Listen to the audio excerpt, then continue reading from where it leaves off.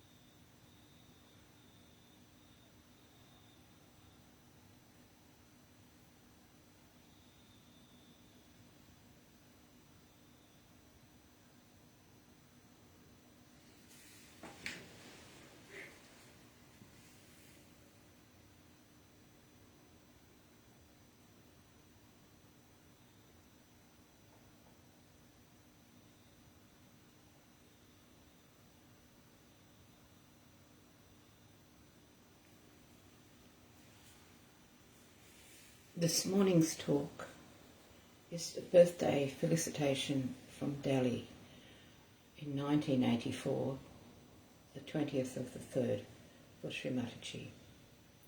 Play about 20 minutes of it, of a 40 minutes recording. Jai Shri Mataji.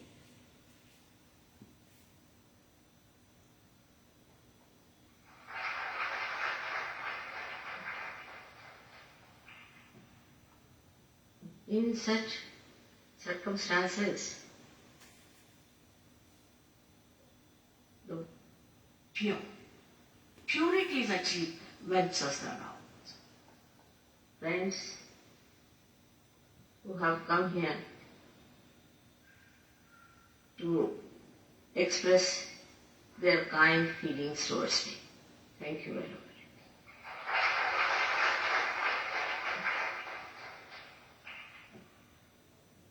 In such circumstances, the words cannot express the deep feeling of gratitude for all of you who have so kindly come down here. It is very important for us to realize one thing, that the time has come for all of us to transform ourselves. All the possibilities of transformation is possible. We all have to transform ourselves. We must raise our level from this human level to the higher level of spirit. Otherwise, those who will not enter into the kingdom of God and may be destroyed. The time is very precarious and precious and the most opportune time. Today is the day they have put a Sahasrara here, meaning the 1,000 petaled lotus surrounding the limbic area in our head. The coconut is called as Shri Mataji, which represents something like our brain. And the inside of the coconut is the limbic area. In the same way, we have got in our brain this limbic area on which many scientists have done lot of research, but they cannot go very far with it because they are doing everything from outside. It's only through Sahaja Yoga you can understand what lies in that brain. All the 7 centers about which I have told you in previous lectures lies above this area. To begin with, is the Muladhara, lies in the center of your, you can say at this point where you see a bone jutting out. I don't want to use medical terminology because some people told me they can't understand. Now around that moves this Swadhisthana. You must have seen people who suffer from diabetes always lose their eyesight. Eyesight is first affected when they have diabetes trouble. What is the reason? The reason is the Swadhisthana is in the stomach, the center, and the Pitha, or you can say the seat of that Swadhisthana chakra is here at the back of your head, where the lobe which supplies energy to the eyes is seated.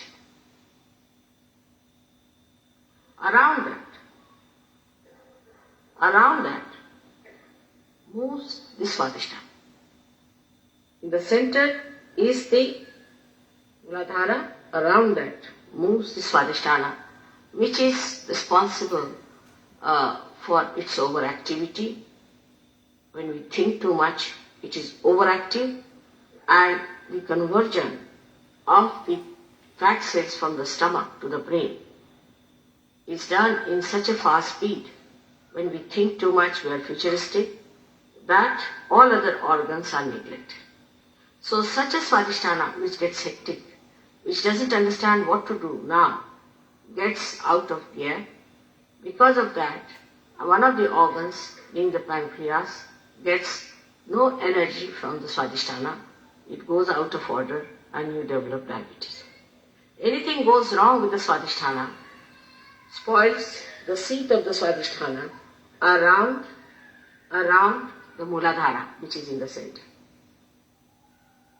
So by that, you get your eyes blinded, because it is pushing down the Muladhara, which is in the center. So no use treating the eyes. No use treating the eyes. Best thing is to treat your Muladhara or treat your Swadhisthana, because Swadhisthana is absolutely augmenting the movement of the Muladhara, which has to support the optic lobe. So it is so important to keep our mental being very sensible and balanced.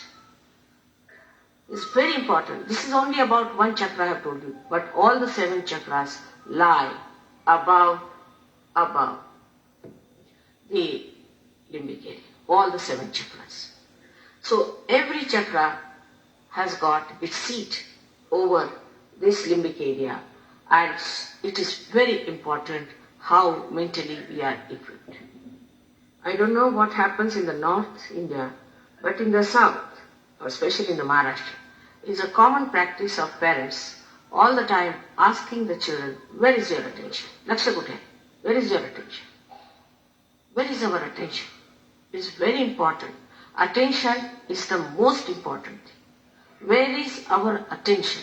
Because attention is the one which expresses our conscious mind. If our attention is all the time running from one place to another and from that place to another, we develop a temperament which is very hectic, which is irritable, which is uncertain, cannot sit for 5 minutes quietly. I must tell you that in England, there's a very big hall called Albert Hall, where you can have even 6,000 people for any orchestra or for any music program, anything like this. And you are not even allowed to cough. During that 3 hours program, if they have, you are not even allowed to cough, let alone going out, moving out, or getting all this kind of a hectic behavior. You cannot get out of that place, whether it's boring, it's horrible, it's no good, you don't like it, doesn't matter. But if you are into the hall, then be seated for 3 hours continuously. You are not allowed to move out, not even to cough. And I have seen people, big lords and ladies and prime ministers and all that attending those halls, just sitting tight, respecting the musician, respecting the music, respecting all that they have created, because they are so involved with them. But in India, despite the fact that our country has tremendous vibrations, tremendous depth, tremendous dignity, imagine the kind of a music we have produced. Even if these people labor for thousands of years, they cannot produce this. Believe me, they cannot produce. You should see any one of their great masters playing, except for 3-4 people whom I would say were realized souls, they could play something of a rare quality. But otherwise, they cannot play like this spontaneous music. Not one person can do that, even if he labors for thousands of years. This is the beauty of our music in this country. The beauty of our arts, the beauty of our things, they cannot produce. They just cannot do it. They haven't got that deftness. Why? Because this Mother Earth has given us that balance, that peace, that depth within us, that only we, the Indians, can do that. Ask them to make one ornament. I lost once one ornament, and we asked them if they could make it. They said they can't. They just can't do it. You may call them anything higher, greater and all that, but in fine arts, they cannot come near us in any arts whatsoever. Now what is the reason? How is it that Indians have done it and still maintain it, despite the fact that most of the Indians have lost the capacity to respect, to realize where are they standing on this Mother Earth. The Mother Earth who has got its Kundalini here and the Sahasrara also here. The Kundalini is in the Maharashtra and Sahasrara is in the Himalayas. Anybody who comes in between this has to be realized, has to be a great person. When I say this, many people think that I have very wrong ideas about Indians, maybe, but not about India. India, you can be sure, one day when the Kundalini will rise in this country, will shoot off everyone and will show them what greatness we are. This is why it is very important that we should work out Sahaja Yoga in a very deeper way. First of all, we must know that Indians have to be deeper, very deep. We cannot afford to be frivolous, cheap, or something slavish. We cannot afford to be slavish. I've seen people nowadays are so much enamored by foreign things, foreign goods. What do they have? They have nothing but plastic affluence. Absolutely. They have nothing. The Sahaja Yogis who got realization get a shock when they go to a music center and see that the people there are buying cheap, ordinary music, which they would not even care for. So why this disparity is within us? Maybe the slavishness of so many years. But when we were slaves, we were much better off. Today, when we are free, I don't know what has happened to us, that we have lost that system of dignity. We have lost our dignity. That's why I wanted him to play the Raga Darbari. The Darbari Raga settles your Kundalini in complete dignity. She rises with her complete dignity and glory and goes to the Sahasrara and pierces your Brahmana. She is your mother. She is the source of all dignity. She is the source of all the chastity that you think of.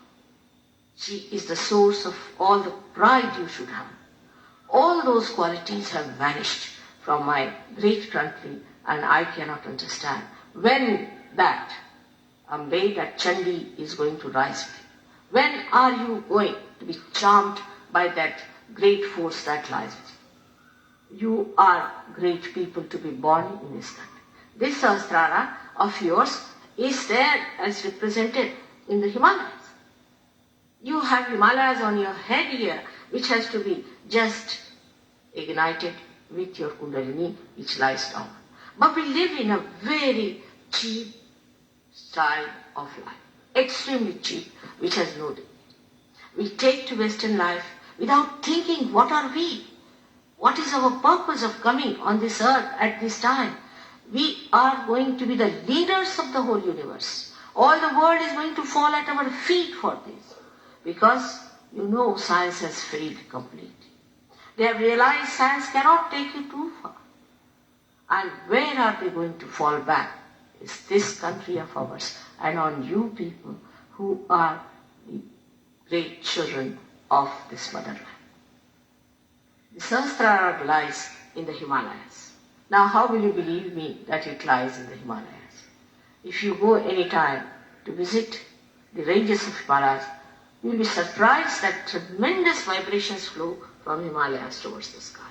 You can see lights and lights flowing out if you are a realized soul, otherwise you may not see. It's a tremendous country. It's a tremendous opportune time. You are great people to be born at this time to get this. Only thing is, you should assume your power. Assumption. Assumption is only possible if you know your country. You don't know your country.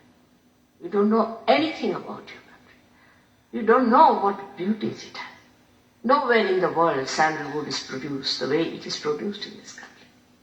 Nowhere in the world the clay or the mati smells so well as it smells here. Nowhere in the world you get so many types of champas that you get here. Beautiful fragrant trees. Anyone who has visited this country, any Western man, saying, all right, our gardens are all right, but we have no fragrance. This country is fragrant, its magnetism has become fragrant. While what is happening to us is that we do not know our magnetism, our dignity, our Guru Tattva. We have become eccentric or we have become absolutely abandoned. If you are dignified, you are eccentric, one-track mind, or the another side is that you are absolutely abandoned all the norms of an Indian life. So for Sahaja yogis who got realization, it is important to go down to your traditions. Understand that money never gives you happiness. Nothing gives you happiness but your spirit, and to get to your spirit, you must know Indian traditions. Because these traditions come from the roots. And if you have to go to the roots, you have to know the traditions of this country, how these traditions have been built. Of course, there have been many attacks on us, and so our tradition has been quite mutilated. But if you go deep down into it, you will be surprised how our life was made only to get self-realization, to make a beautiful, mature personality. Sahasrara of an Indian is the most beautiful thing. You can't see it, you can't enjoy it. What am I to do? I am the only one who enjoys your Sahasrara. It has got all the petals, 1,000 petals like this, beautiful colors, which opens out, and I see them dangling like the living flames of beauty and silence. Inside that, you see the Agya Chakra all opened out. It's such a beautiful thing to see the Sahasrara of an Indian. There is no pride, there is no conditioning, nothing, but just the joy of the spirit flowing into you. That joy has to come into all of us. Today is the time when Sahasrara is opened out. This is the first time it has happened on mass scale. On the mass scale, nobody has been able to do that, though secretly many people did. Very slowly, one by one, people got realization. But such a mass scale happening never took place. It took place now. Now, perhaps, you must know that you must be great people. Must be that you have done great punyas. That the Sahasrara is open now, that your fontanelle bone area, or I would say the Talu Bhag, has been opened out like this, and you feel everywhere the all-pervading power of God. You understand how to maneuver it and how to manage it. But there are people in this country who talk in the name of yoga, all kinds of eccentric things, one-sided, one-track mind. Now you must know that first thing is to get your realization. Second thing is to know how to manage your Sahasrara. The other day I had a patient who had lost his motor movement. Now he was cured. How? Just Sahasrara. Working on the Sahasrara, just putting my hand on the Sahasrara, I worked it out. It's very simple. Because in the Sahasrara, everything is brought together. All the 7 chakras, all the 3 nadis pass through the Agya Chakra like this. As you can see here, it is not there today. And you can see that if you can control your Sahasrara, then you don't have to worry about anything else. Now let us see what is the connection of the Sahasrara with the rest of the body, as the brain has the connection, which the doctors know and you people also must be knowing, but there are subtler connections. Sahasrara has got these 7 pithas, or the seats of the chakras. And all these pithas have got valayas, is meaning the auras. Now these all auras are expressed in the heart. So around the spirit, all these auras work out. When the Sahasrara gets enlightened, all these auras get enlightened. By that, a person becomes a large-hearted man, a lion-hearted man, a compassionate man, and he starts putting his heart into his belief. Many people believe that this is not good, we should not do, we should give up. But they cannot, because they are not samartha. They are not powerful enough to give up what they want to give. When the Sahasrara is opened out, you'll be surprised, you become such a powerful, virtuous, righteous personality. You can give up whatever you want to give up. You can do what you like with yourself. Sort of you become a master of yourself. We can compare the Sahasrara with the master of a car. The master is sitting in the car, the driver is driving. First the driver doesn't know how to drive, so he uses his brake, then he uses accelerator, sometimes he makes mistake. Then he somehow or other puts it into balance when the dharma is established. Then after putting the balance, he becomes an expert. He doesn't think. He goes into nirvichara. When you cross over the Agya Chakra, the Kundalini, you become nirvichara. You don't think. Then when it reaches the Sahasrara and pierces through, becomes one with the spirit.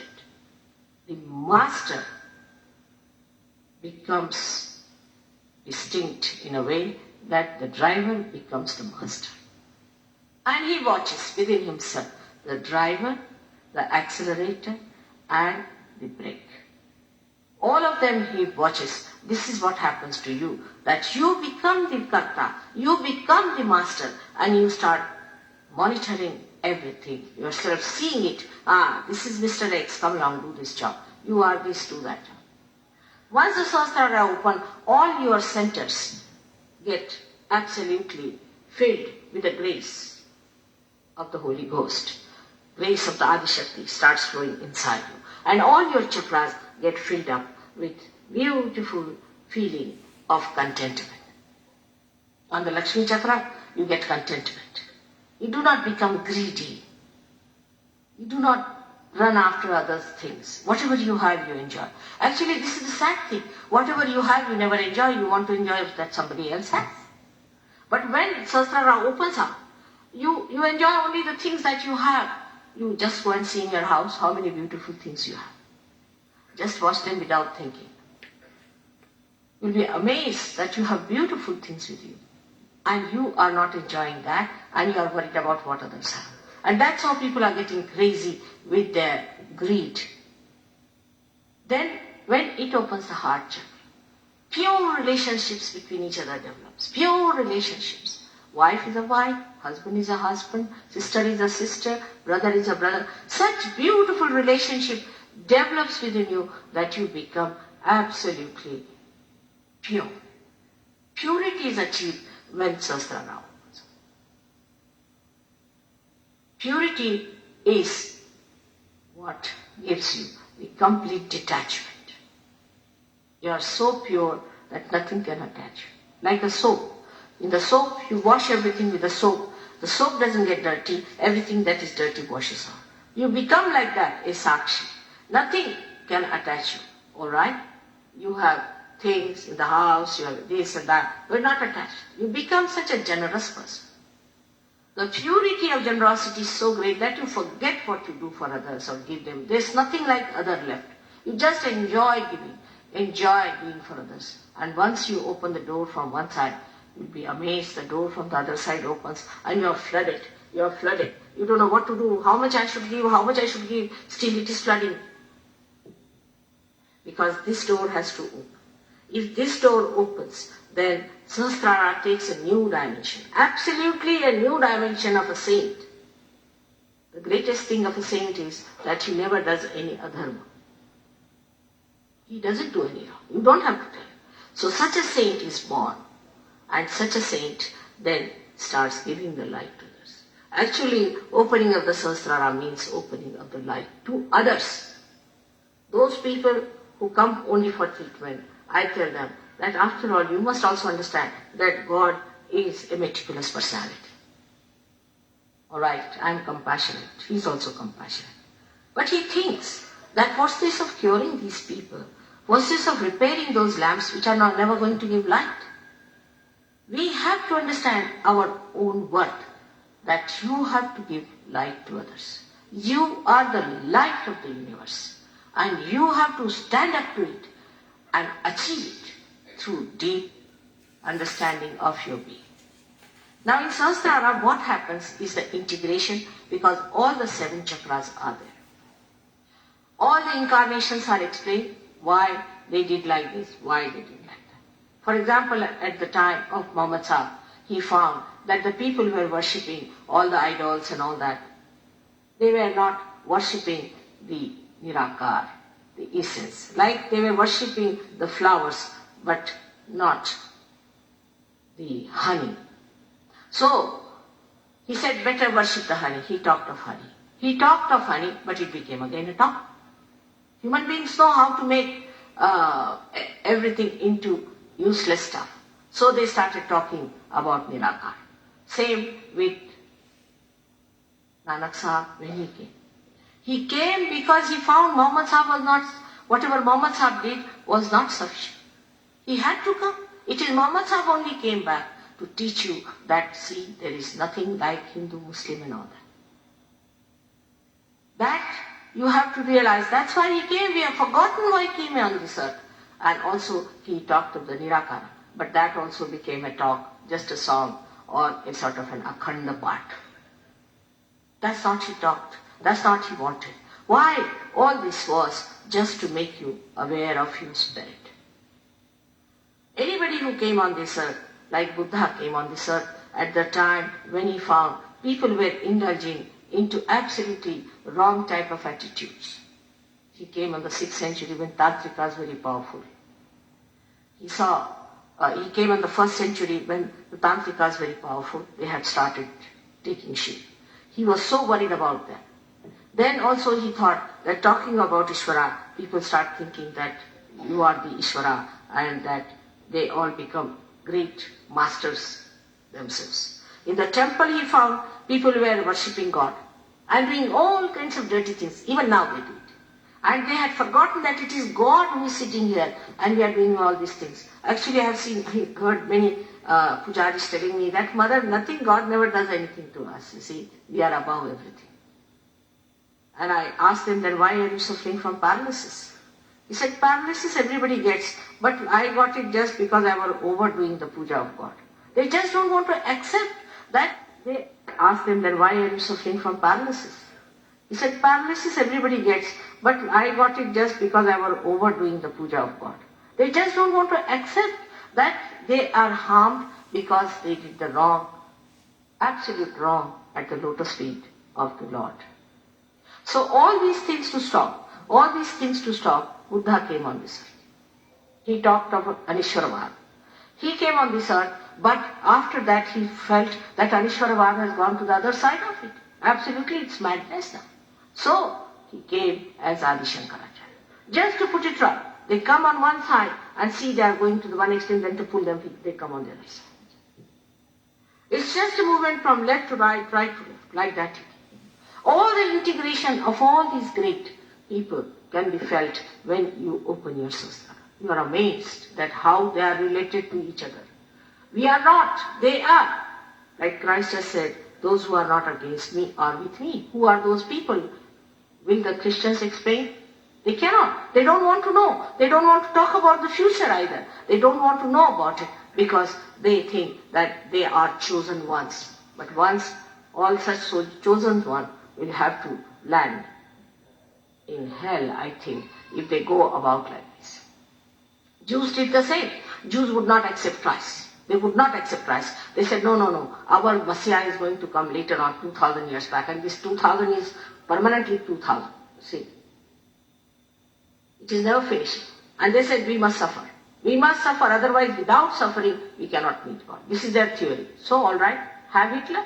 Hitler made them nicely suffer, and they suffered, and now they have become aggressive people. This is not God's work. This is not what God is. God is a thing which is complete integration within us of understanding how God has sent His Paigambaras, His incarnations, His people on this earth to save us from this illusion, from this mire of darkness, of ignorance. He sent us all these things. So we have to understand Him. A complete integration has to be established within us is only possible if your Sahasrara opens. Otherwise you are not going to believe me. Now also the integration of your own physical, mental, emotional being is established. Then the integration of all the universes is established within you. All the stars, everything is established within you. You can control the stars. The stars come at the time when you are doing some work. They are there, working. You'll be amazed that once I was having a wedding of 27 people in Bodhi, and I said that today is the day of 27 constellations to be here. Can you believe that the southern star was there like it was there?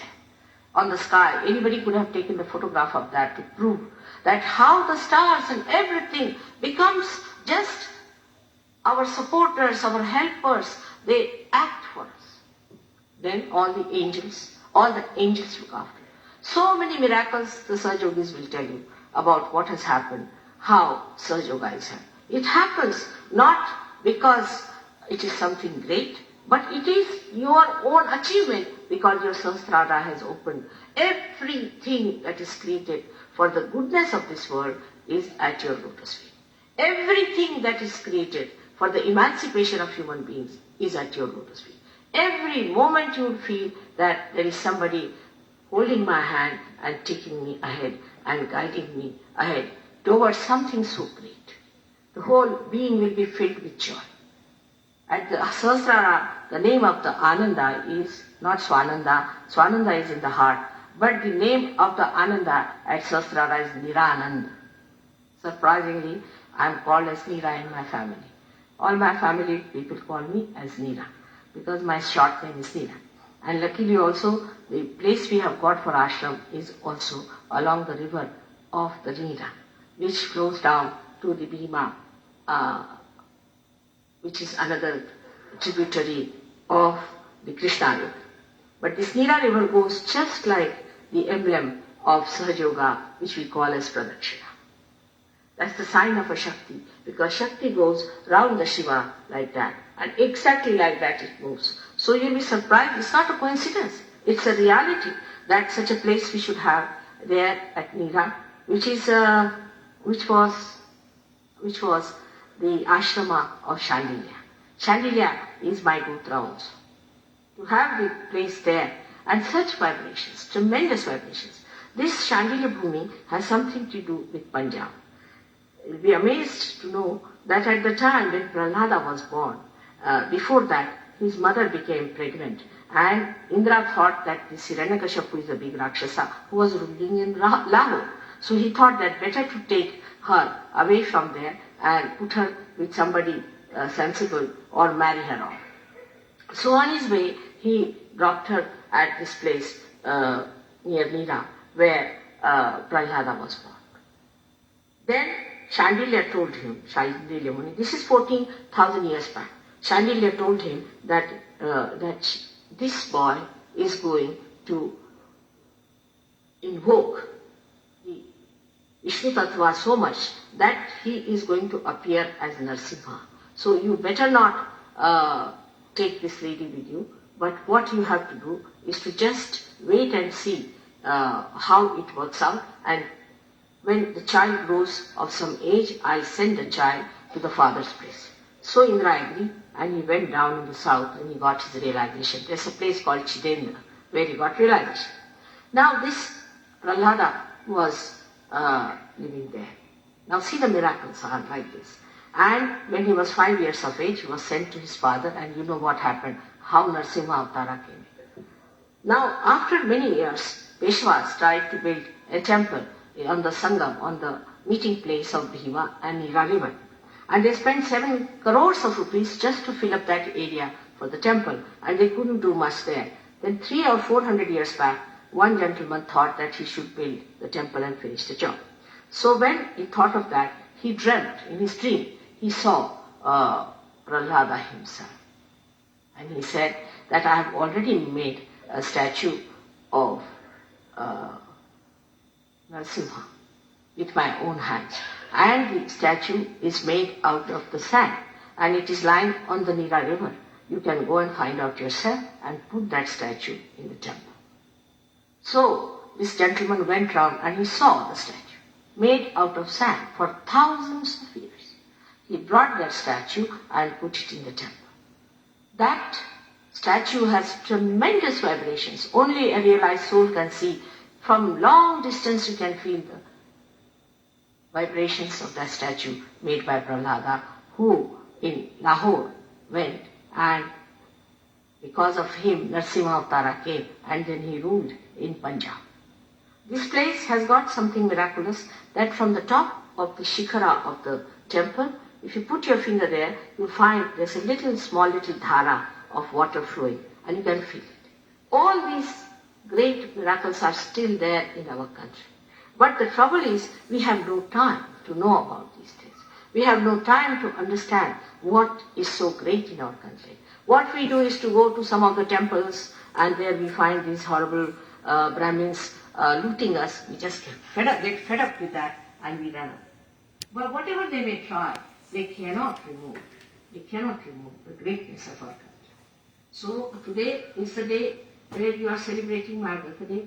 I don't know what I should say about it, but only thing, I'm very happy that Sahasrara has opened in Delhi. Delhi is a... We'll leave it there. The rest of the talk I'll post online, so you can listen to the whole talk later if you wish. Now let us go into meditation. I'll play some music in the background, 2 Sahaja Yoga songs, if you wish to listen to them.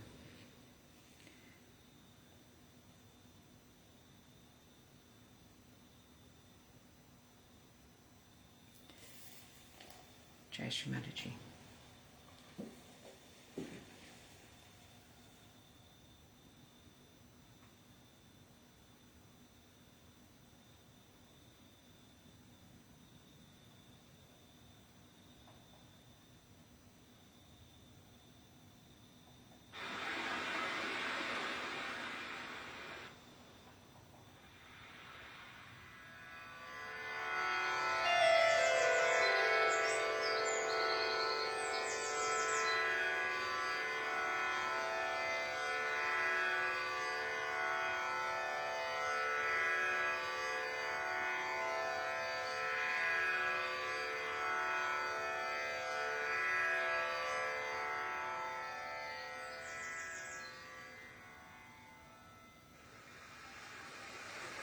I bow to all the seekers of truth. I would like to sing a bhajan for you, which means a devotional song, which is written in Sanskrit language, and it's about surrendering everything to the all-pervading power.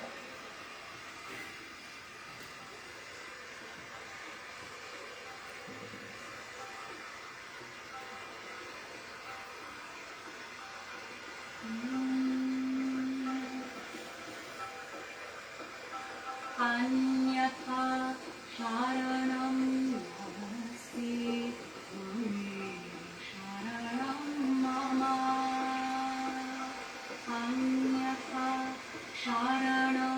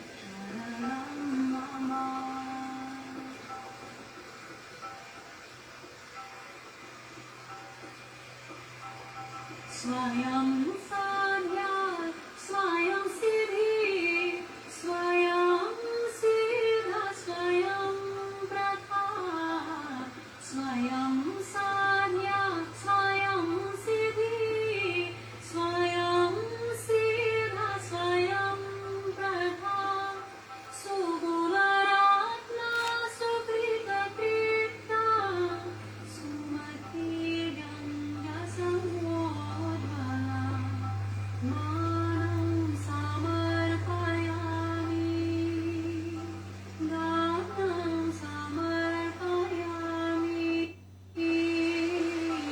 Ramapada Padmimata, Sarvam Samarpayami, Anyatha Sharanam Nasti, Sharanam Mama, Anyatha Sharanam Nasti, Sharanam Mama.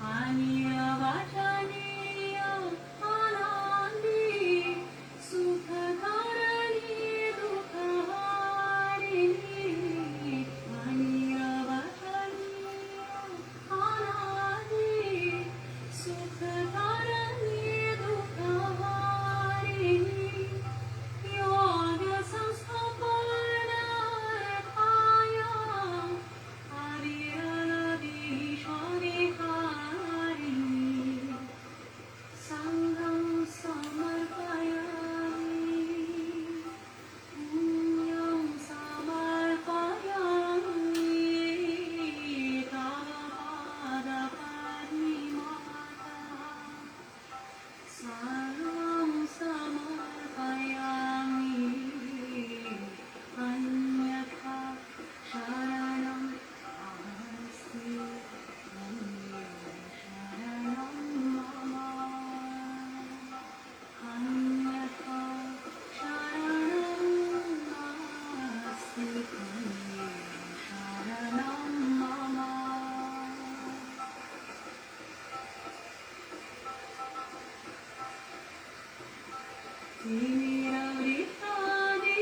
Timirabritadishahina, Atmasya papanashini, Timirabritadishahina, Atmasya papanashini, Bahujana-hitaya Vanitava, Shashvata Satya Prakashini, Avyam Samarpayami, Antam Samarpayami, Tavapada Padmimata, Sarvam Samarpayami, Anyatha Sharanam Nasti, Sharanam Mama, Anyatha Sharanam Nasti, Sharanam Mama, Anyatha Sharanam Nasti, Sharanam Mama, Anyatha Sharanam Nasti, Sharanam Mama,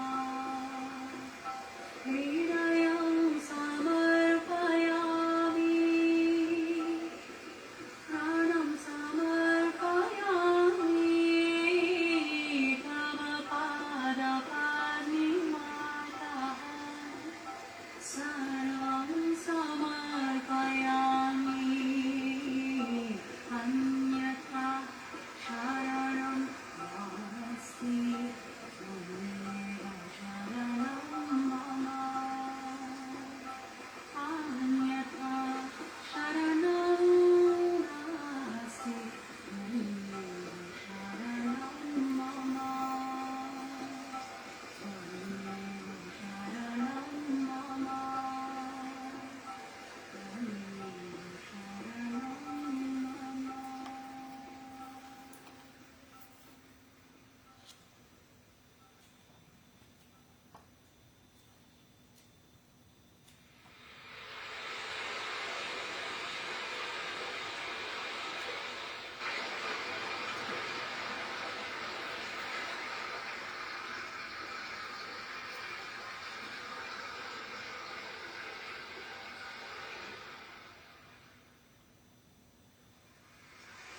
bhajan is about innocence.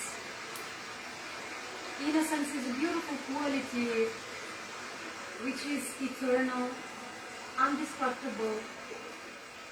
It is in every human being, in everything, everywhere. Like, for example, in the nature. Nature is innocent, and that's why we enjoy it so much. So it's about innocence.